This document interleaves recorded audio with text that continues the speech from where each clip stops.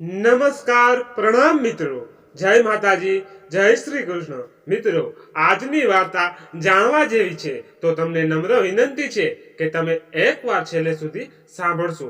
તો ચાલો શરૂ કરીએ આજની વાત. સાવ નાનકડી છોકરી, કાચી અને ભોળી, નિખાલસ, માસૂમ ઘરમાં કોઈ પણ કામ ચીંધે તો દોડીને કરે. બધા કહે સિમી બહુ ડાઈ, એને ચાનક ચડે, પાણીમાં ચણો ફૂલે એમ ફૂલાય. મોટી થતી ગઈ, એને ના પાડતા આવડતું જ નહોતું. રસોઈ સિમી કરશે, કપડાં સિમી ધોશે, વાસણ સિમી સરસ ઘસે છે. યુવાન થઈ, ભણવાની શું જરૂર છે એને, તો પરણાવી જ દેવાની છે. મોટા ભાઈએ પરણ્યો, ભાભી આવી. સિમી બેન, કચરો વાળી નાખો, રોટલી કરી નાખો. પપ્પા માનતા કે દીકરી દૂર પરણે તો જમાય માથે નો પડે. બહુ આઘે પરણાવી, ત્યાંય કામના ઢસરડા, દી આખો ઘરનું કામ, રાતે ધણીની ચાકરી, જાણે કામ કરવાની એને ટેવ પડી ગઈ હતી. એક દિવસ મોટી નણંદ ઘરે બેસવા આવી. કાં ભાભી, શું કરો છો? તમારે તો બહુ કામ હોય નહીં. પાછા સુરેશભાઈ પણ ગરમ મગજના, એટલે એમને સાચવવાના. તમે થાકી નથી જતા? શું કરું બેન, સંસાર માંડ્યો એટલે બધું કરવું પડે. સિમોલી બોલી, સંસારમાં આપણું મહત્વ ઊભું કરતા પણ આવડવું જોઈએ. મેં પણ સંસાર માંડ્યો છે. સિમોલી વિચાર કરતી થઈ ગઈ. મૂર્ખ નહોતી, ભલી હતી. નાનકડા દીકરાને ધવરાવી ઘોડિયામાં નાખ્યો, ત્યાં સુરેશ આવ્યો. શું કરે છે? ક્યારની જટ મને ચા બનાવી દે. સિમી તરત જ ઊભી થઈ ગઈ, ચા લઈને આવી. ઊભી કાં છો? ઓલું શર્ટ કાઢી દે, મારા ચંપલ કબાટમાંથી કાઢ. એણે બધું જ કર્યું. બીજે દિવસે સવારમાં ઘરમાં ઉથલ પાથલ થઈ ગઈ. સિમોલી ક્યાં ગઈ? સવારની ચા બાકી હતી. લદૂધની થેલી ગરમ કર્યા વગર પડી હતી. નાનકો ઘોડિયામાં સળવળતો હતો. સાસુમાં ચાની બૂમ પાડતા હતા. સુરેશ ચા વગર અકળાતો હતો. બધે શોધી પણ સિમોલી ક્યાંય નહોતી. બબડતા બબડતા સાસુ ઉઠ્યા. દૂધ ગરમ મૂક્યું, ચાનું આંધણ ચડાવ્યું. સુરેશ હજી તો પથારીમાં બેઠો થયો, ત્યાં નાનકાએ ભેગડો તાણ્યો. સુરેશે એને તેડી લીધો. એ તો વધારે માનું દૂધ પીતો હતો. એને માંડ માંડ પાવડરનું દૂધ બનાવી પીવડાવ્યું. સાસુ ચા પીવા બેઠા તો ચા ઠરી ગઈ. સુરેશ ઠેકાણા વગરની ચા ગળે ઉતારી. સિમોલી સરસ ચા બનાવતી, સમયસર. સૌથી પહેલા સાસુ આગળ ગરમ ચા આવી જતી. સુરેશને એના ટેસ્ટની ચા મળી જતી. ઉઠીને પહેલા એ નાનકાને ધવરાવતી, સુવડાવી દેતી. પણ આજે કચરો કોણ વાળશે? કપડાં કોણ ધોશે? રસોઈ કોણ કરશે? નાનકાને કોણ સાચવશે? સુરેશની હાજરી કોણ ભરશે? કેટલા બધા પ્રશ્નો ઊભા થયા. પણ સિમોલીનો ક્યાંય પતો નહોતો. મોટી બહેનને બોલાવી. એ તરત જ આવી. માં, એ એની તકલીફ કહી. સુરેશ એની મુશ્કેલી કહી. નાનકો, ઘરમાં તમે બધાએ ભાભી ઉપર ખૂબ બોજો નાખ્યો હતો. કદાચ એ ઘર છોડીને ચાલ્યા ગયા હશે તો બધી જવાબદારી એ ઉઠાવતા હતા, ભલા હતા, એટલે તમે એનું ધ્યાન તો રાખતા નહોતા. માં, તમે શાક તો સમારી જ શકો, નાનકાને હિંચકો નાખી શકો. અને સુરેશ, તું ભાભી તારી પત્ની હતી, નોકર નહીં. તું ક્યાં કારણે એમના પર આટલો ગુસ્સો કરતો હતો? હવે ભોગવો બધા. મને તો લાગે છે કે હવે એ પાછા નહીં જ આવે. આટલી બધી વેઠ કરવી એના કરતા નોકરી કરીને એકલા રહેવું એમને સારું લાગ્યું હશે. અનિતાના શબ્દો વીજળી બની ઘરમાં સભ્યો પર પડ્યા. સાસુ બોલ્યા, હાય હાય, ઘરનું બધું કામ હું કેવી રીતે કરીશ? સુરેશ, અરર, નાનકાનું શું, મારા સંસારનું શું? કોઈને એમને મદદ કરવાનું ક્યારેય સૂઝ્યું? પછી કોઈ માણસ ક્યાં સુધી સહન કરે?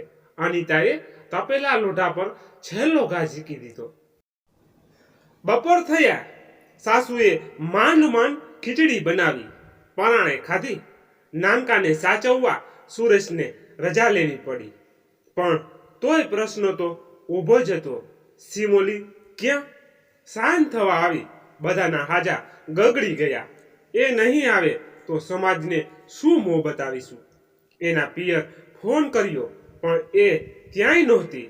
સિમોલી જ્યાં પરણીને ગઈ એ પરિવારની ઓળખ પણ જરૂરી હતી. સાસુ દેવયાની બેન એમ તો કડધડે હતા, બધું કામ કરી શકે એમ. પણ સુરેશને પરણાવ્યો, દેશની સાદી સીધી વહુ લાવ્યા. સુરેશ પહેલેથી જ આકરો ગ્રેજ્યુએટ થયેલો. દેવયાની બેન 5 વર્ષ પહેલા પતિ ગુમાવી ચૂક્યા. મોટી દીકરી અનિતા ઠરે નોકરી કરતી હતી ને પિતાનું છત્ર ચાલ્યું ગયું. પરેશભાઈએ દેવયાની બેનને બહુ માથે ચડાવેલા. મારી દેવી કરતા પાછળ પાછળ ફરે. લગ્ન પછી તો ઓહો, કાંઈ લાડ કરાવે. સવારની ચા તો પરેશભાઈ જ બનાવે. પછી તો બાઈને ધણીના હાથની ચા પીવાની ટેવ પડી ગઈ. મૂળ તો પરેશભાઈ દેખાવે થોડા નબળા ને દેવ્યાની બેન જરા દેખાવડા, એટલે પરેશભાઈ એમને વધારે સાચવે, એમની સુંદરતાના વખાણ કરે. કોક દી દેવી રીસાણી હોય તો એના માટે પીઝા ને બર્ગર મગાવે. આમે દેવીને રસોઈની બહુ આળસ, બહુ આવડે નહીં. સાસરે આવીને શીખ્યા. સાસુએ બધું શીખડાવ્યું એમને. દેવી એટલે સી વાત રૂપાળી વહુ મળી, એટલે અડધડ હતી તોય ચલાવી લીધું. જરાક કામ કરે ને બેસી જાય. પરેશભાઈ તરત જ પૂછે, કા દેવી થાકી ગઈ? રહેવા દે, હું કરી દઈશ. દેવી તો તૈયાર જ હોય. એમાં વળી પેલી દીકરી જણીને, પછી તરત જ દીકરો. ઓહો, દેવ્યાની વહુ તો ઉપડ નહીં. વહુમાં છોકરા રમાડે ને સાસુમાં બધું કામ કરે. આજુબાજુ વાળાને નવાઈ લાગે પણ તોય દેવ્યાની સમજે નહીં. આમે એને કામનો સૂચકો જ નહીં. સાંજે દીનાબેન સાસુ કામથી પરવારી બેઠા હોય ત્યાં વહુ આવીને 2 છોકરા એના ખોળામાં મૂકે. બા જરાક રમાડજો ને, તમારા દીકરા મને બોલાવે છે. દેવ્યાની રૂમમાં દાખલ થાય કે વહુ ગેલા વર વધે. કેવનો વાટ જોઉં છું? બહુ વાર લગાડી, બહુ કામ ન કરો, દુબળા પડી જશો. છોકરા બાને દઈ દેવાતા ને દેવ્યાની ગેલા વર પાસે બેસી જતી. હાય, મારી તો કમર દુખી ગઈ. 2 છોકરા થાકી જવાય છે. ઘડીક જમવા જ દેતા નથી. લ્યો, જરાક ઠંડુ પાણી તો તમારી દેવીને પીવડાવો. ઘડીક તમારી પાસે બેસું તો સારું લાગે. વર તો ફટાક કરતા ઊભા હાલે. આગળી લઈ આવું. લે, આહી આડી પડ. કેડ સીધી થાય, દોડે રસોડા બાજુ. દીનાબેન જુએ, મનમાં હસે, કાંઈ બાઈ છે, આખો દી કાંઈ કામ કરતી નથી. પણ નખરા તો જો. એક તો રૂપ લઈને આયા તા, એમાં વઢકણી વહુએ દીકરી જણ્યો, ભયો. દીકરાને એના સિવાય કાંઈ દેખાતું જ નથી. ઘરડીમાં કામ કરતી દેખાતી નથી ને બૈરીને સાચવ્યા કરે છે. પછી બાઈ હવામાં જ ઉડે ને. દીનાબેન બહુના જીવ્યા. જલ્દી જીવન લીલા સંકેલી લીધી. દેવયાનીને છોકરા મોટા કરતા બહુ મુશ્કેલી પડી. દીકરો ખોટનો એટલે માથે ચડાવ્યો. એમાં મગજનો તોરેલો નીકળ્યો. સુરેશ બહુ ભણ્યો નહીં, પણ અનિતા સારું ભણી. અનિતાએ જાતે છોકરો ગોતી લીધો. હવે વારો આવ્યો સુરેશનો.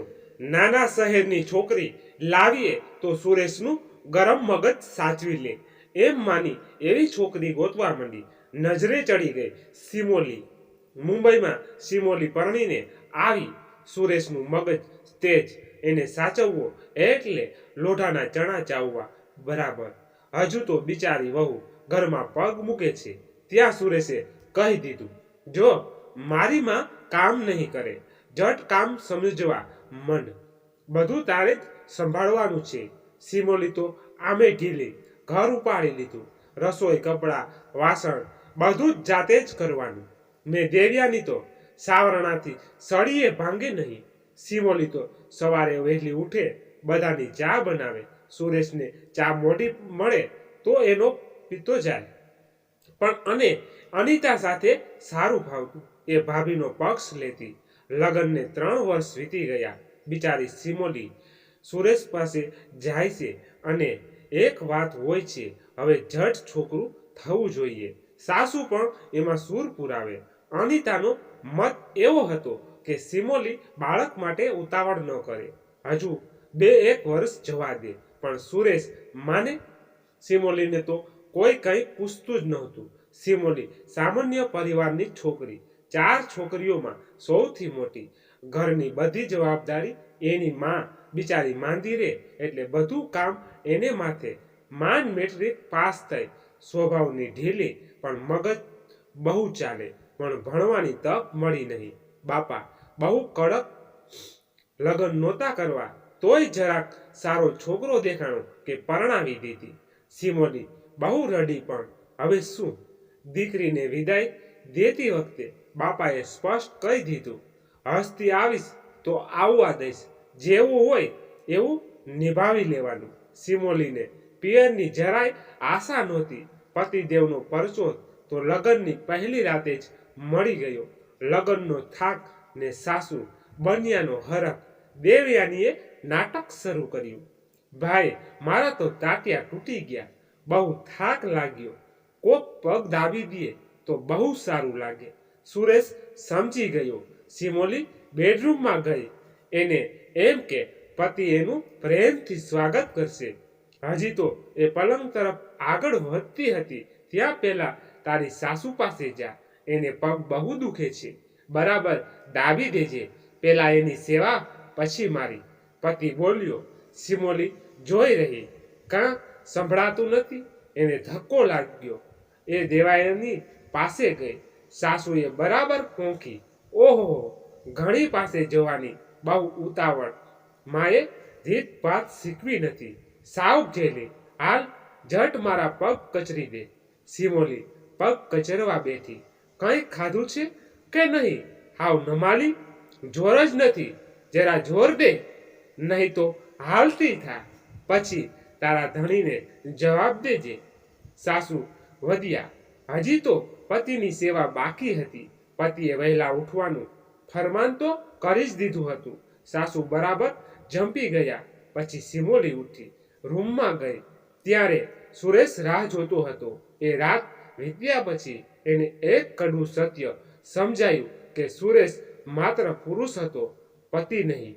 સમય જતાં એને ખ્યાલ આવ્યો કે એને સિમોલી સાથે માત્ર દૈહિક સંબંધ હતો.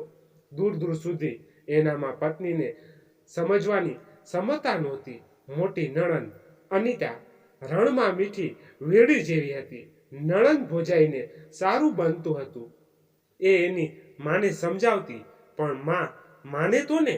સુરેશ બિલકુલ અડિયલ હતો, અકલ પણ ઓછી. સિમોલી જાણે એની જાગીર હોય એમ એની સાથે વર્તતો. માંડ માંડ ગ્રેજ્યુએટ થયો હતો, હિસાબમાં પણ કાચો હતો. સિમોલી ગણતરીમાં ફાસ્ટ હતી, જે સુરેશથી સહન થતું નથી. એટલે બીજી રીતે એ એને હેરાન કરતો. આખો દિવસ દેવ્યાની સિમોલીને ઊભે પગે રાખતી.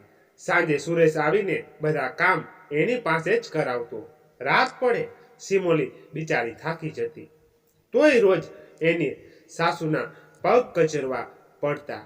સુરેશના પ્રેમ માટે એ વલખા મારતી. મા દીકરાના કાન જ ભર્યા કરતી. આજ સુરેશ જરા સારા મૂડમાં હતો. આવતાની સાથે જ એણે પત્નીને વહાલથી નજીક લીધી. સિમોલીને ખૂબ સારું લાગ્યું. તમે કોક દિવસ મારી પાસે બેસતા હો તો મને કેટલું સારું લાગે. સિમોલી પતિના પડખામાં સમાય. પાસે બેસીને શું કરું? મને તો બસ તારી આ જુવાની માણવી ગમે. તારા લીસા ગાલ, તારા ભર્યા ભર્યા હોઠ. અને સુરેશે સિમોલીના લીસા ગાલ પર ચુંબન પીરસ્યું. તે હું તમારી છું ને મારી જુવાની તમારી જ છે. કોઈ દિવસ ના પાડું છું, પણ બે મીઠી વાત કરો. સિમોલી વધારે નજીક ગઈ. ના, તું તો મને હંમેશા ખુશ રાખે છે, પણ હું જ ગુસ્સાવાળો છું. સુરેશ આજ ખુલતો હતો. તો ગુસ્સો ઓછો કરો, વહાલ વધારે કરો. સિમોલી પતિનું સાનિધ્ય પામવા અધીરી બની ગઈ. સુરેશે એને હોઠ પર મીઠું ચુંબન કર્યું. હવે તો રાજીને, તારા આ હોઠ બહુ મીઠડા છે.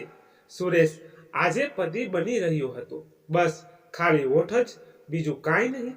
સિમોલી પતિને વળગી પડી. ના, પણ હું એમ ક્યાં કહું છું, તું આખી જ મીઠડી છે, એટલે તો તને રોજ વહાલ કરું છું ને. સુરેશે પત્નીની જુવાની તરફ આગળ વધી રહ્યો હતો.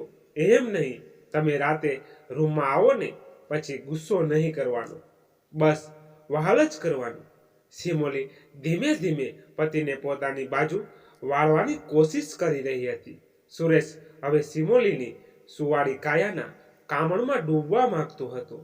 એણે રૂમની બત્તી બંધ કરી દીધી. સુરેશે સિમોલીના હોઠ પર તાળું મારી દીધું. એ રાતે સિમોલીને પતિનો પ્રેમ મળ્યો. એ ઘેલી ઘેલી થઈ ગઈ. પણ બીજે દિવસે એનો આનંદ દેવયાનીથી છાનો ના રહ્યો.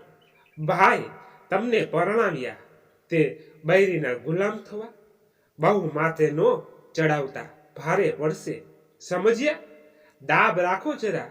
2-3 દી એકાદ અડગો દેતા રહેવાની, ઠેકાણે રે. ધણીપણું નહીં કરો તો ક્યાંય વેચી આવશે. દેવયાનીએ સુરેશના કાનમાં હળાહટ ઝેર ભર્યું. કાચા કાનનો સુરેશ પતિને પત્નીનો વાંક કાઢવા બહાના ક્યાં ઓછા હોય. સાસુના પગ કચરી સિમોલી રૂમમાં આવતી ત્યારે સુરેશ કંઈક વિચારીને બેઠો હતો.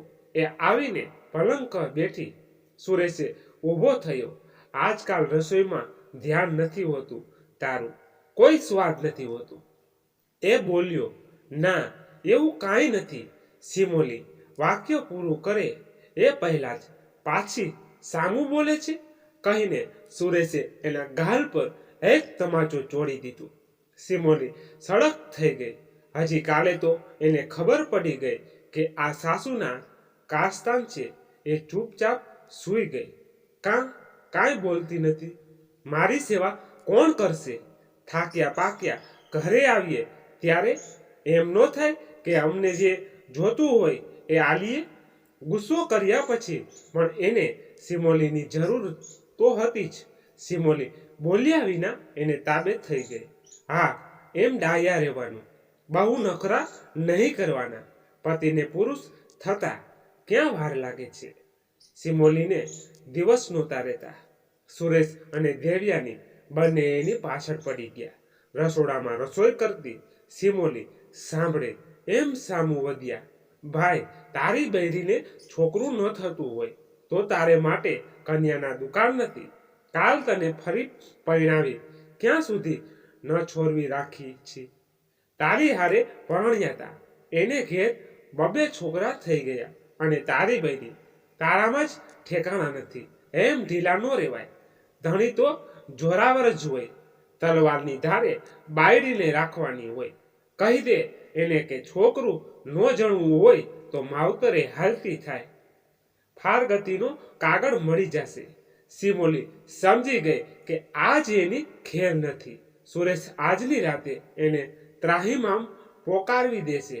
કેટલા વર્ષ થયા લગ્નને, ક્યાં લગ્ન? મારે છોકરા માટે રાહ જોવાની. સો વિચારશે, આલી દઉં છૂટાછેડા. માએ કીધું એ સાંભળ્યું ને, જટ સમજી જા કહીને સુરેશે એને એટલા જોરથી ખેંચી કે બિચારી પલંગ પર જ ફેંકાઈ ગઈ. દીએ સાસુનો ત્રાસ વધી ગયો.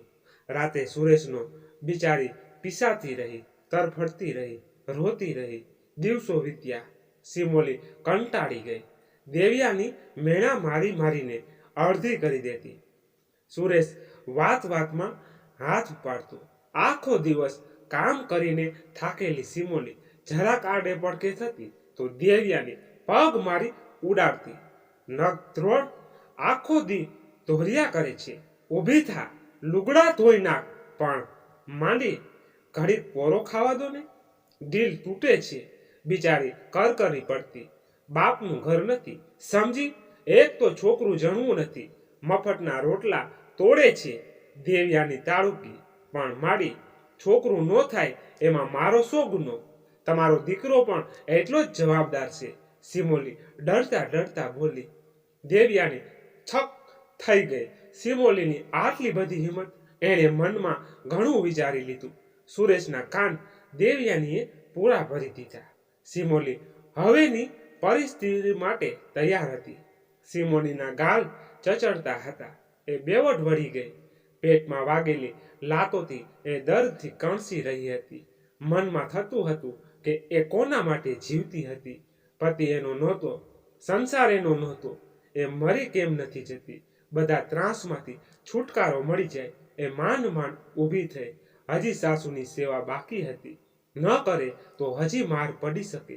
એ દેવ્યાની પાસે આવી પગ દાબવા બેઠી. ભયંકર દર્દ થતું હતું. દેવ્યાની સૂઈ ગઈ. પછી એ એના રૂમમાં ગઈ. પલંગમાં ઢળી પડી.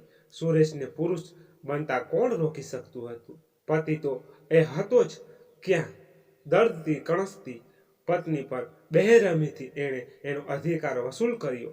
કોક વાર અનિતા મા અને ભાઈ ભાભીને મળવા આવતી. એ એના ઘરે સુખી હતી. પ્રેમાળ પતિ હતો, ભર્યું ઘર હતું. પણ છેલ્લા કેટલાય વખતથી સાસુ સસરા મોટા દીકરાને ઘરે રહેતા હતા. ત્યાં બાળકો નાના હોવાથી તેઓને ત્યાં વધારે જરૂર હતી. અનિતા શિક્ષિત હતી, સમજદાર હતી. તો એના એરેન્જ મેરેજ પણ થોડા જ સમયમાં એણે ઘરના બધા સભ્યોના દિલમાં જગા બનાવી લીધી. સાસરું ખાનદાન હતું. પતિ થોડો કડક અને ગુસ્સાવાળો હતો, પણ સમય જતા એ પણ અનિતાને પ્રેમ કરવા લાગ્યો. એને જે પસંદ હોય એ જ કરતી. રાજીવ અને અનિતા ભરપૂર લગ્ન જીવન માણી રહ્યા હતા. પરંતુ અનિતા એના પતિનો ખૂબ ખ્યાલ રાખતી. પરિવારમાં ગોઠવાયા પછી અનિતા અને રાજીવે બાળક પેદા કરવાનું વિચાર્યું. 5 વર્ષ વીતી ગયા. રાજીવે ખુદ એક દિવસ અનિતાને પ્રેમ કરતા એની ઈચ્છા પ્રગટ કરી. અનુ, મને લાગે છે કે હવે આપણે આપણું ફેમિલી બનાવવું જોઈએ. તું મારા જીવનનો અનિવાર્ય હિસ્સો બની ચૂકી છે. હું ઈચ્છું છું કે આપણા પ્રેમનો પરિપાક તું મને જલ્દી આપે. તું શું ઈચ્છે છે? શું તું પણ મારા અંશને તારા ઉદરમાં આવકારવા તૈયાર છે? અનિતા શરમાઈને પ્રિય પતિને વળગી ગઈ. રાજ, તમારી ઈચ્છા એ જ મારી ખુશી. સાચું કહું તો તમારા પ્રેમ મને તમારી ભક્ત બનાવી દીધી છે. મારા રાજ, હું તમને માત્ર પ્રેમ જ નહીં પણ તમારી પૂજા પણ કરું છું. તમારું સાનિધ્ય મારે મન તમારી પ્રસાદી છે. તો તમારો અંશ મારા ઉદરમાં રોપાય એ તો મારું સદભાગ્ય. હું એની પૂજા કરીશ. એ માત્ર તમારો જ નહીં રાજ, એ આપણો અંશ બનશે. હું ખૂબ આતુર છું કે ક્યારે તમને ગુડ ન્યૂઝ આપું. મને એ સોનેરી ક્ષણો જલ્દી આપો. રાજ, આઈ લવ યુ. રાજીવે એને પ્રિય પત્નીને બધ ભરી લીધી. એના સુંદર ચહેરાને અનેક વાર ચૂમી લીધો. એની તરસી જવાનીને ઉત્કટ આવેગ આપ્યો. સમય જતા અનિતાને કન્વન્સી કર્યું. રાજીવે જાણ્યું ત્યારે એને 2 હાથમાં ઉંચકી લીધી. તો અનુ, હવે મારા પ્રેમમાં ભાગ પડશે કેમ? રાજીવે એને આશ્લેષમાં લેતા પૂછ્યું. નહીં રાજ, પહેલો હક તમારો, પહેલી પૂજા તમારી. અનિતા રાજીવને ભેટીને એનો અનગર આનંદ વ્યક્ત કરી રહી હતી. તું તો મને પ્રિય હતી જ, પણ આજથી હું તને મારી પાંપણ પણ રાખીશ. હર પલ, હર ક્ષણ તને માત્ર પ્રેમ જ આપીશ. મારી પૂજારમની પૂજાને હું દિલથી સ્વીકારીશ. રાજીવે એના કુમળા હોઠ ઉપર પ્રેમનું મત્તું માર્યું. બંને એકમેકમાં ખોવાઈ ગયા. પ્રેમ અને પૂજાનો સમન્વય થયો. રાજીવે આજ એની ભક્તને સાવ નવી જ રાત ભેટ આપવાનું નક્કી કર્યું. પલંગની બાજુની લાઇટ ઓફ કરતા રાજીવ બહુ જ ધીમેથી કંઈક બોલ્યો. વિચારી અનિતા શરમની મારી પોતાનું સમગ્ર સંકોરી એના પીયુમાં પોરવાઈ ગઈ અને રાજીવ કામદેવ એની રાતીમાં એકાકાર થઈ ગયો. અનિતા સરગભા બનીને એનું રૂપ નિખર્યું. એની યુવાની વધારે મોહક બની. રાજીવ એના આ નવા રૂપ પાછળ ઘેલો બની ગયો. ઓફિસે જતા અનિતા એને વિદાય આપવા આવતી તો એ બારણા પાછળ એને જકડી લેતો. એના તાજગીસભર હોઠને ચૂમી લેતો. અનિતા એ પ્રેમને હૃદયમાં ઉતારતી. દિવસમાં 5 વાર ફોન. અઘીરો થઈ સાંજે વહેલો આવતો. અનિતા એનું સ્વાગત કરવા બારણે જતી. બારણું ખુલતું ને જઈ પડતી એના વાલમની બાહોમાં. ત્યારે પણ રાજીવ બારણા પાછળ એના તાજા તાજા યૌવનને આલીન લેતો. એને ઉચકીને બેડરૂમમાં લઈ જતો. પલંગ પર ઢાળીને કહેતો, અનુ તું આરામ કર, હું આપણા માટે સરસ ચા બનાવી લાવું. અનિતા ઊભી થઈ જતી. અરે નહીં રાજ, હું ચા બનાવું છું. તમે થાક્યા હશો, પ્લીઝ તમે આરામ કરો. એ રાજીવનો હાથ પકડી એને રોકતી. મારી અનુ, હમણાં જ તો મને તારી એટલી બધી તાજગી આપી કે મારો બધો થાક ઉતરી ગયો છે. તું બસ મને તારી ચા આપ, હું તને મારા હાથે ચા પીવડાવીશ. રાજીવ એને હથેળી ચૂમી એને આરામ કરવાનો હુકમ કરતો. ચા અને ચા સાથે જ પીવાતી. ઘૂંટડે ઘૂંટડે સરગવા પત્ની ઉપસી આવેલા ઉદરને એ વહાલ કરતો. કંઈ તકલીફ નથી ને અનુ? એના વાસે વહાલથી હાથ પસરાવતા કહેતો. ના રાજ, તમે પાસે છો ને, બધી તકલીફ ભૂલાઈ જવાય. બસ એટલું જ યાદ રહે છે કે તમારું બીજું સ્વરૂપ મારામાં મનપી રહ્યું છે. રાજીવ અનિતાને એક કવચ આપતો કે અનિતા પ્રેગ્નન્સીનું દુઃખ ભૂલી રાજીવમાં જ સમય જતી. અનિતાએ ઘરમાં પગ મૂક્યો ને એને કહલકની ગંધ આવી ગઈ. એ એની મા અને ભાઈને સારી રીતે જાણતી હતી. સિમોલી પર એને ગુસ્સો પણ આવતો હતો ને દયા પણ. એ આટલી કમજોર કેમ હતી? એ પોતાનું રક્ષણ ખુદ કેમ કરતી નહોતી? બા સૂઈ ગઈ હતી. ભાભી રસોડામાં કામ કરતી હતી. એ સીધી ભાભી પાસે ગઈ. સિમોલી ધીમું ધીમું રડી રહી હતી. શું થયું? તું કેમ રડે છે? પાછી ભાઈએ મારી? અનિતાએ હેતથી પૂછ્યું. દીદી, મારે જીવવું જ નથી. દિવસે બાનો ત્રાસ અને રાતે ગળદા પાટું. કાલે તમારા ભાઈએ પેટમાં આડું અવડું માર્યું છે. બહુ દુખે છે ને આ કામ. સિમોલીએ ફરિયાદ કરી. એટલે જ કહું છું ભાભી, છોકરું પેદા કરવામાં ઉતાવળ ન કરતી. અનિતા બોલી. ત્યાં તો સિમોલીએ ઉપકા કર્યા. બાથરૂમમાં દોડી. દીદી, લાગે છે મને દિવસ રહ્યા છે. સિમોલીએ પાછા આવીને કહ્યું. ભાભી ભૂલ કરી તે, પણ હવે અનિતા કાંઈ નહીં, જન્મ તો દેવો પડશે ને. પણનો છે, ફેંકી થોડો દેવાય. પણ હવે કદાચ તમારા બા અને ભાઈના મનમાં રામ વસે ને ત્રાસ ઓછો કરે. સિમોલી બોલી. એવી આશા રાખવી નકામી છે. એ બંને ક્યારેય સુધરે એમ નથી. સુરેશ, કાં આમ પોટલાની જેમ પડી છો? ઊભી થા, ચા બનાવ જટ. ને એ સિમોલી ને ધક્કો મારવા આગળ વધતો હતો ત્યાં સિમોલી. મને દિવસ ચડ્યા છે, મારશો તો નુકસાન છોકરાને થશે. સુરેશ, એમ? ક્યારે? તે મને કીધું નહીં. સિમોલી, આજે બપોરે ખબર પડી. દીદી આવ્યા હતા, મને દવાખાને લઈ ગયા હતા. સુરેશ, ઠીક, પણ કામ તો તારે જ કરવું પડશે. પણ આજથી તારા પર હાથ નહીં ઉપાડું. દેવ્યાની તોય વહુને છોડતી નહીં. દીકરો જણીશ તો રહેવા દઈશ, નહીં તો સુરેશને ફરી પરણાવીશ. સમજી? સદભાગ્ય દીકરો આવ્યો. સુરેશનો ગુસ્સો થોડો શાંત થયો. સિમોલી ઘરનું કામ પણ કરતી ને છોકરો પણ રાખતી. રાત્રે છોકરાને ધવરાવી ઘોડિયામાં નાખતી, ખૂબ થાકી જતી, દિલ તૂટતું, પણ તરત જ સુરેશ એનો હાથ ઝાલી પાસે ખેંચી લેતો.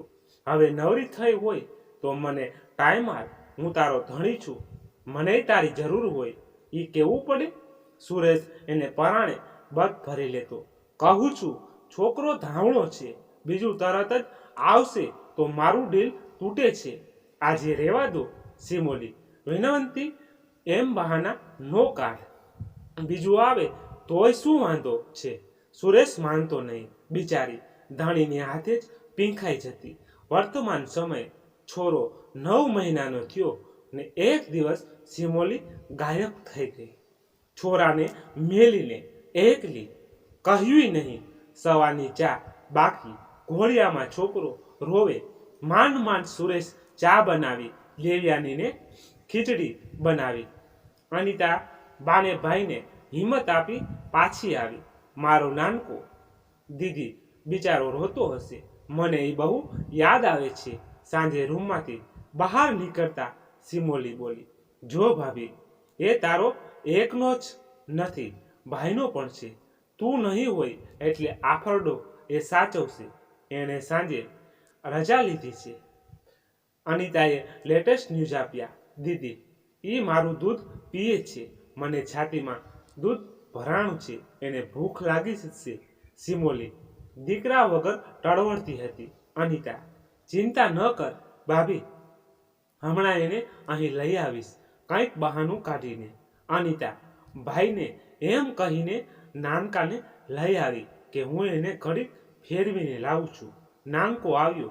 સિમોલીએ એને છાતીએ વળગાડી દીધો. બાળક અમૃતના ઘૂંટડા ભરતું હતું અને માં સ્વર્ગનું સુખ અનુભવતી હતી. માની છાતી ખાલી થઈ ગઈ ને બાળક ધરાઈ ગયું. સિમોલી નાનકાને ખૂબ વહાલ કરી રહી હતી. અનિતા, ભાભી, તું આમ ઢીલી થઈશ તો આપણે કશું નહીં કરી શકીએ, હિંમત રાખ. બંને ને નાનકાથી થોડી જવાબદારી ઉઠવવા દે, ભરોસો રાખ. એનો બાપ છે, એને રોવા નહીં દે. ને હું તો છું જ. જ્યાં સુધી એ તારું દૂધ પીએ છે ત્યાં સુધી હું રોજ એને અહીં લઈ આવીશ, પણ તારે તો ગાયબ જ રહેવાનું છે. સિમોલી નસીબદાર હતી કે એને એવી નણંદ પૂરો સહકાર હતો.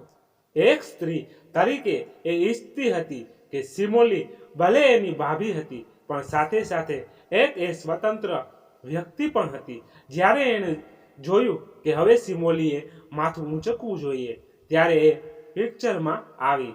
પણ એને માટે એણે એના પતિને પણ વિશ્વાસમાં લીધો હતો, જે ખૂબ જરૂરી હતું. એક તરફ સુરેશ ને દેવયાની પરેશાન હતા કે સિમોલી ગઈ ક્યાં, બીજી તરફ રેગ્યુલર નાનકો સિમોલી પાસે આવતો હતો. પહેલું કામ અનિતાએ એ કર્યું કે સિમોલીનો અભ્યાસ શરૂ કરાવ્યો. એ સુહાગન હોવા છતાં પતિ એનાથી ખૂબ દૂર હતો. સુરેશ એટલો પ્રેક્ટિકલ હતો કે એને પત્નીને ક્યારેય એ હૂફ કે પ્રેમ આપ્યો નહોતો. સિમોલી આઝાદીનો રોમાંચિત અનુભવ કરી રહી હતી. 1 વર્ષ પછી સિમોલી અચાનક ઘરે પાછી આવી ગઈ. દેવયાની ભડકી. એ તો સુરેશને ફરી પરણાવવાની ફિરાકમાં હતી. સુરેશ એને જોઈને નવાઈ પામ્યો. એનો દેખાવ, ગેટઅપ બિલકુલ અલગ હતો. ડ્રેસિંગ પણ મોડર્ન, ભાષા પણ પોલિશડ. અનિતાએ એને બરાબર તૈયાર કરી હતી. પહેલી ચોખવટ એણે એ કરી હતી કે આટલો સમય એ એના દૂરના ભાઈને ત્યાં હતી. અનિતા જો આમાં પડે તો મા અને ભાઈ સાથેના સંબંધ પર એની અસર પડે. સૌથી પહેલા એણે સાસુના હાથમાંથી ઘરનો વહીવટ લઈ લીધો. દેવયાની સડક થઈ ગઈ. સિમોલીનો સત્તાવાહી અવાજ. એણે તરત જ દેવયાનીને એના સગા ભાઈને ત્યાં થોડા સમય માટે ફરવા મોકલી દીધા. હવે સુરેશ સીધો એની સામે આવ્યો. સુરેશ જ્યારે બેડરૂમમાં આવ્યો ત્યારે સિમોલી નાઇટ ગાઉન પહેરીને તુષારને રમાડી રહી હતી. એણે જોયું કે એના ડબલ બેડ વચ્ચે જગ્યા થઈ ગઈ હતી. સુરેશ આવ્યો, પણ સિમોલીએ એની તરફ જોયું પણ નહીં. સુરેશ આખરતો પુરુષ હતો. એણે પણ પત્નીનો સાથ જોઈતો હતો. સિમોલી એક વફાદાર સ્ત્રી હતી. એ સુરેશ સાથે જ જિંદગી વિતાવવાની હતી, પણ પહેલાનો સુરેશ અને પસંદ નહોતો. હવે એણે પહેલા તો સુરેશને ઇગ્નોર કરવા માંડ્યો, જે ખૂબ જરૂરી હતું. અનિતા એને બ્રીફ કરી રહી હતી. સવારે ચા બની જતી સુરેશને જાતે લેવી પડતી. રસોઈ સમયસર બનતી, પણ સિમોલી સાથે ક્યારેય જમતી નહીં. એક વીક પછી તુષાર સૂઈ ગયો હતો. સુરેશ રૂમમાં આવ્યો ત્યારે સિમોલી સુવાની તૈયારી કરતી હતી. સિમોલી, ક્યાં સુધી આ રીતે રહેવાનું છે? તું મારી પત્ની છે, તારી. સોરી, હું માત્ર તમારા બાળકની માં છું. પહેલા પત્નીને કેમ રખાય એ શીખો, પછી મને પત્ની બનાવજો. સિમોલી બહુ કડકાઈથી બોલી. હું તારી સાથે સરખી રીતે રહેવા તૈયાર છું, પછી તું મને. સુરેશ ઢીલો પડ્યો. મને તમારા પર રતિભર વિશ્વાસ નથી. બા આવશે એટલે તમે બદલાઈ જશો. સિમોલી સપાટ સ્વરે બોલી. સિમી, હું તારી સાથે નવેસરથી જિંદગી શરૂ કરવા માંગુ છું. સુરેશ બોલ્યો. એક શરત, આપણી વચ્ચેની કોઈ વાત આ બેડરૂમની બહાર જવી ન જોઈએ. મંજૂર? જે દિવસે બા આપણી વચ્ચે પડ્યા. સિમોલી બહુ કડક હતી. નહીં, હું કોઈને આપણી વચ્ચે નહીં પડવા દઉં. સુરેશે ખાતરી આપી. બા મને ઘરકામમાં મદદ કરશે. તમે મને બહાર ફરવા લઈ જશો, મારા માટે શોપિંગ કરશો. મારી સાથે તમારું વર્તન બિલકુલ પ્રેમાળ હશે. જો આ બધું તમે મનાવવામાં હોવ તો હું તમારી વાત માનું. સિમોલીએ શરતો ગણાવી. સુરેશ પાસે બીજો કોઈ વિકલ્પ જ ન હતો. વળી નવી સિમોલી એને ગમી હતી. એના ચહેરા પર નૂર આવ્યું હતું. એ વધુ યુવાન લાગતી હતી. એને સિમોલીને પરોક્ષપણે પૂછ્યું, આ ડબલ બેડ ભેગો ક્યારે થશે? સિમોલીએ છૂટી ગયેલા વાળનો અંબોળો વાળતા કહ્યું, જ્યારે આ બધી ખાતરી આપશો ત્યારે. સુરેશ પાસે આવ્યો. સિમોલીનો હાથ પકડી લીધો. આજે જ, અત્યારે જ ખાતરી આપું તો અત્યારે જ ભેગો થઈ જાય, એ બોલી. સુરેશે એની વધુ નજીક આવ્યો.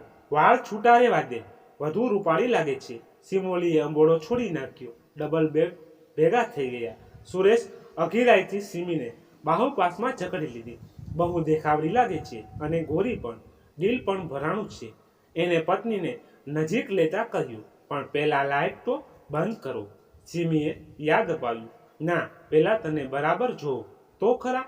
રૂપાળા ગાલ, ગુલાબી હોઠ અને સુરેશ બોલ્યો, જરાય શરમાતા નથી. આગળ બોલશો ને તો હું. સિમી શરમાઈ ગઈ. હું તો આગળ બોલીશ ખરો ને, આગળ વધીશ પણ ખરો. તને જરાય આગી નહીં જવા દઉં. કેટલા સમય પછી મારી બાથમાં આવી છો. તને પતિની જરૂર નહોતી પડતી. સુરેશ બોલ્યો, પણ મને તો પ્રેમ કરે એવો પતિ જોઈએ. રાત પડે ને પથારીમાં પ્રણયસરનું પાન કરાવે એવો તમે એવા છો. સિમી ધીમે ધીમે પત્ની બની રહી હતી. આજે તો તને એવો પતિ આપું કે તું કોઈ દી મારાથી દૂર રહી જ ન શકે. દિવસે પણ મારી બાહોમાં દોડતી આવી રહે. સુરેશ સિમીને માણમાં ઉતાવળો થયો. તો હું પણ તમને આજ એવી પત્ની આપીશ કે દિવસે મને ગોતતા આવશો. સિમી પણ ઘણા સમયથી પતિ પ્રેમ વિહોણી હતી. સુરેશ સિમીના ગાલ પર ચુંબન કર્યું. સિમી પતિને વીંટળાતા હળવેથી બોલી, પ્લીઝ સુરેશ, હવે તો લાઇટ ખોપ. સુરેશ એક હાથથી લાઇટ ઓફ કરી ને હોઠથી સિમીને બોલતી બંધ કરી. બે તરસ્યા તન અને મન એક થઈ અંધારાને માણી રહ્યા. 1 વર્ષનો વિરહ સુરેશને માટે ઘણો લાંબો સાબિત થયો. હવે સિમોલીના જીવનમાં એક નવો રંગ ઉમેરાયો. સિમોલીએ સુરેશ પર પોતાની કડકાઈ વધારવા માંડી.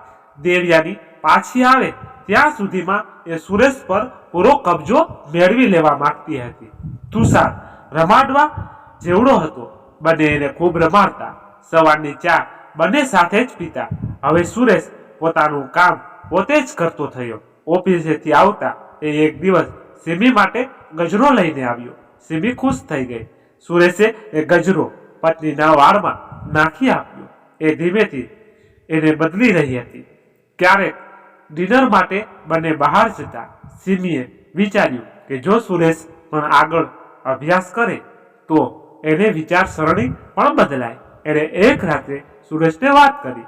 સુરેશના મગજમાં પહેલા તો વાત ઉતરી નહીં, એ થોડો જડ હતો. સિમીએ એને વહાલ કરતા કરતા એ વાત સમજાવી. એ સિમીનો દીવાનો થતો જતો હતો. સિમી હંમેશા પોતાને સુંદર રાખતી, શાંત શણગાર કરતી, મેકઅપ કરતી, સવારે પ્રેમથી સુરેશને ઉઠાડતી, સુરેશની બધી ઈચ્છા રસથી સંતોષતી. સુરેશ એને સવારનું આલિંગન આપતો તો એ એનામાં સમાઈ જતી. એના હાથમાં ગરમા ગરમ ચાનો કપ મૂકતી. સુરેશ એને સાથે જ ચા પીવાનો આગ્રહ કરતો. એ તરત જ માની જતી. નાના નાના કામ એ એને યુક્તિપૂર્વક સોંપી દેતી. વાર એને પ્રેમમાં ઝબકોડી દેતી. જમતા જમતા પહેલો કોળિયો એ ખુદ સુરેશને ખવડાવતી. દેવયાની આવે એવું એ બિલકુલ ઈચ્છતી નહોતી, પણ દેવયાની તો આવી. એણે બંનેનો બદલાયેલો વર્તાવ જોયો. એ મૂર્ખ સ્ત્રી હતી.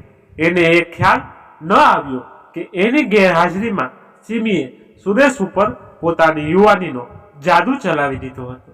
દેવયાની આવી એટલે સિમીએ પોતાનો બીજો દાવ અમલમાં મૂક્યો. એ તુષારને રમાડવા બેસી જતી. રસોઈ બાકી રહી જતી. સિમીને કંઈ પણ કહેવાની એની ઈચ્છા નહોતી થતી. દેવયાનીને સમજાતું ગયું કે સુરેશ બદલાતો જાય છે. સુરેશ દેવયાનીને ઠપકો આપતો. એ સિમીને મેણા મારતી. સિમી મીઠું મીઠું મરચું ભભરાવતી. રાતે સુરેશને કહેતી. સુરેશની રાત બગડતી. અંતે દેવયાનીને એક વાત સમજાઈ ગઈ કે હવે ઘરમાં વહુનું રાજ હતું. એ જો કામ નહીં કરે તો ફેંકાઈ જશે. સુરેશ હવે વહુને પૂછીને જ પાણી પીતો હતો. એને ઠેકાણે આવવું જ પડ્યું. સુરેશ પણ એક્સપર્ટ એક્ઝામ આપી રહ્યો હતો. દેવયાની ડાહી તો સિમે ડાહી રહેતી હતી. સુરેશે માને કાને આડકતરી એ વાત પણ નાખી દીધી કે જો હવે એ વહુને અનુકૂળ નહીં રહે તો એને દેશમાં મોકલી દેવામાં આવશે, જેને માટે દેવયાની બિલકુલ તૈયાર નહોતી. હવે સિમોલી રાતે સિલ્કની નાઇટ પહેરતી, ટૂંકા વાળ રાખતી. સુરેશ એના પાછળ ફિદા હતો. ડબલ બેડ પર સિમોલી આવતી ને સુરેશ એની સાથે મીઠી મીઠી વાતો કરતો. સિમી પતિ પાસે લાડ કરતી, પ્રેમ આપતી ને પ્રેમ લેતી. તુષાર હવે દેવયાની પાસે વધારે રહેતો. સિમી તુષાર હવે મોટો થઈ ગયો છે, હવે બીજું બાળક આપણે લાવવું જોઈએ એવું તને મન નથી થતું? સુરેશે સિમીને આશ્લેષમાં લેતા પૂછ્યું. તમે કહો તો આજે જ પ્લાનિંગ કરીએ, મારી ના નથી. સિમી પતિની છાતીએ વળગતા બોલી. Really semi, I love you. Suresh ખુશ થઈ ગયો. એણે પત્નીને હૈયા સાથે જડી લીધી. સિમી પતિની છાતીમાં લપાઈ ગઈ. એમ સતાય છે ક્યાં જ? જો પ્લાન કરવો હોય તો તારે મને વધારે ટાઈમ આપવો પડશે. આપીશ ને? કહેતા પતિએ પત્નીના ભીના હોઠ વધારે ભીના કરી દીધા. તમે સુરેશ મને બહુ જ સતાવો છો. કેટલા તોફાની થઈ ગયા છો. બપોરે બા એમના ઓરડામાં હતા ત્યારે સ્ટોર રૂમમાં મને પકડીને હોઠ ઉપર હટો. હું તમારી પાસે આવવાની જ નથી મને પૂછ્યા વિના. સિમોલી નખરા કરતા સિમોલીને તડપાવતી હતી. સુરેશ એને એવી ચાલી લીધી ને, અરે મારી સિમી, મારી પાસે તું નહીં આવે તો હું તારી પાસે આવી જઈશ. અને ડાર્લિંગ, તારી સાથે કંઈ પણ કરવામાં તને પૂછવાની શી જરૂર? અને આ તો બપોરે તારા હોઠનો સ્વાદ રાખવાનું મન થયું એટલે એટલું જ કર્યું. સાંજ હોત ને તો ઉચકીને બેડરૂમમાં જ લઈ આવત. અને હવે તો પ્લાન કરીએ તો ગમે ત્યારે હું તને આસ્વાદી શકું. તું નહીં માને તો પરાણે લઈ આવીશ. સુરેશ પ્લીઝ મને છોડો ને, પ્રેમ કરો પણ હળવી હળવી. સિમી સુરેશની મજબૂત બાથમાંથી છૂટવા કરતી હતી ને સુરેશ એને વધુ ને વધુ ઝઘડી રહ્યો હતો. બંને બીજું બાળક લાવવાની તૈયારીમાં પડ્યા. પૂરા મહિને સિમોલીએ સરસ મજાની દીકરીને જન્મ આપ્યો. સુરેશ અને સિમોલીનું લગ્ન જીવન સુખેથી પસાર થઈ રહ્યું હતું. દેવયાની દીકરા વહુ સાથે પ્રેમથી રહેતી ને બાળકો મોટા કરતી હતી. સિમોલી સ્વાભિમાન જીવતી હતી. અનિતા ખૂબ ખુશ હતી. મિત્રો, આ કહાની સમાપ્ત થાય. તમને કેવી લાગે કોમેન્ટ બોક્સમાં જણાવશો. પસંદ આવ્યું હોય તો લાઈક શેર જરૂરથી કરજો અને ચેનલ પર નવા છો તો ચેનલને સબસ્ક્રાઇબ કરી દેજો. ધન્યવાદ. ફરી મળીએ એક નવી વાર્તા સાથે. ત્યાં સુધી બધા મસ્ત રહો, તંદુરસ્ત રહો. જય માતાજી, જય દ્વારકાધીશ. હર હર મહાદેવ, મહાદેવ, મહાદેવ. જય શ્રી રામ, જય બજરંગ બલી.